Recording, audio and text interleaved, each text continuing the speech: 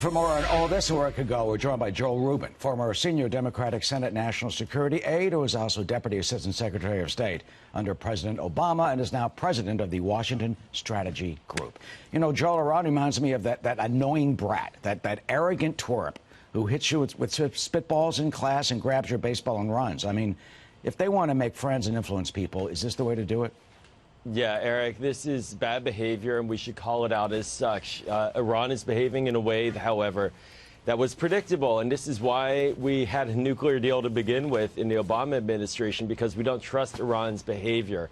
And so right now what we're watching is the unwinding of this dynamic in a very dangerous direction. We're watching a tit-for-tat. We're watching a shooting down of a drone, a seizure of a ship, you name it. Where does this end? And it ends predictably in a very bad place, and it could end in a war that nobody seems to want. But there are no off-ramps diplomatically, and that's what's very dangerous right now about this situation. Well, others would say that the nuclear deal brought us to this place because it gives Tehran billions of dollars, because they're the #1 state sponsor of terrorism, to fund Hezbollah and terrorism around the world, including assassination plots right here in the U.S. to blow up a restaurant in Georgetown and basically to blow up an opposition rally in Paris that could have killed Rudy Giuliani. And they are continuing to sow chaos around the globe.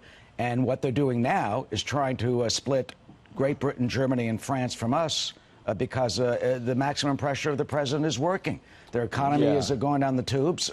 They're feeling the pressure and the demonstrations out in the streets. So the president's policies have brought us to this point where they're feeling the heat, finally. Yeah, no, Eric, you bring up a lot of complaints and a lot of concerns that are across-the-board concerns. The big issue that the supporters of the Iran nuclear deal, like myself, have is that we wanted to ensure that they would not get the nuclear bomb, that in and of itself was the primary goal. And that was achieved, and it was verifiable. And the British, the French, our allies in Europe, they were on board with us on that. And now the danger with this maximum pressure campaign is that by the U.S. withdrawing from that nuclear deal, we have actually created a division between us and Europe. And so Iran is feeling the pain, but they're lashing out in ways that could actually increase insecurity in the region. I agree with you, though. Fighting terrorism, fighting the regional activities that Iran has engaged in, no doubt has to be priority. But we lost our allies. So right now, maybe they're coming back a little bit with this tit-for-tat rhetorically, but this is not a position where anyone wants to get in, because there is no military solution to dealing with the Iran issue.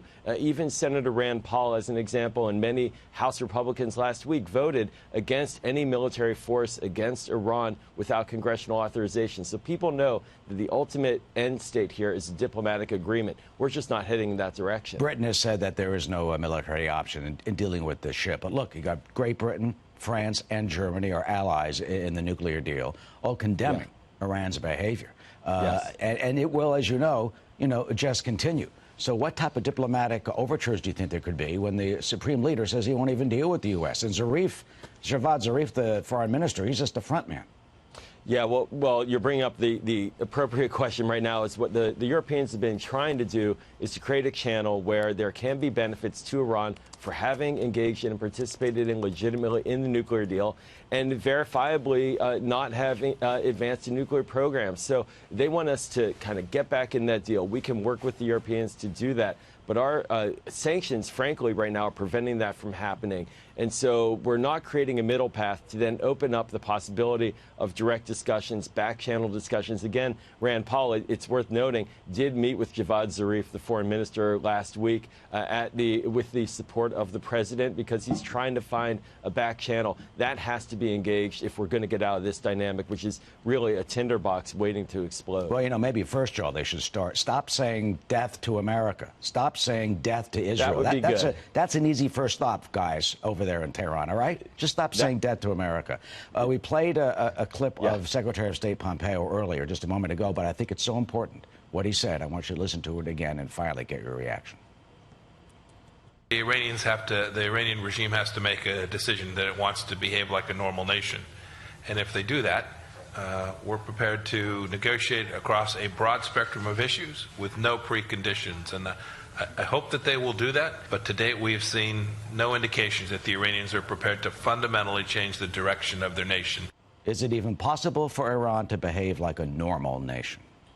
Well, going big is a great idea, and behaving like a normal nation. We're talking about a country of 80 million people that actually has a population that is very supportive of the American people in the United States in poll after poll. So, yes, we could get there, but we're going to have to offer programs. I'd love to see the Secretary put that on paper, bring it to the UN, bring it to Zarif, and start engaging. Right now, we're not doing that. It's a lot of messaging at the media level, but not a lot of action, and that's what our diplomats really need to be doing right now. Yeah, we keep on hearing that the people, so many young people in Iran, Yes. and really it's the regime.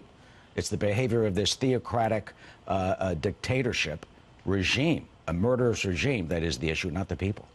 Yeah, and the regime is keeping down the people of Iran. I want to be very clear in that this is the idea of negotiating and dealing with Iran is not about somehow supporting the regime. It's about ensuring that they don't do the worst things possible, which is building a nuclear weapon. And that's the key goal here. And so the people of Iran, they have been suffering under this regime for years, for decades, and that's why we have to be very careful. Military action will do nothing but unite the people and the regime against us. We have to be very, very sensitive to that dynamic as well. All right, we call for them canning death to America. That could be a good, easy first step. I can support that, yes. Joe Rubin, always good to see you, Joel. Thank you so much from Thanks, Washington, Eric. of course.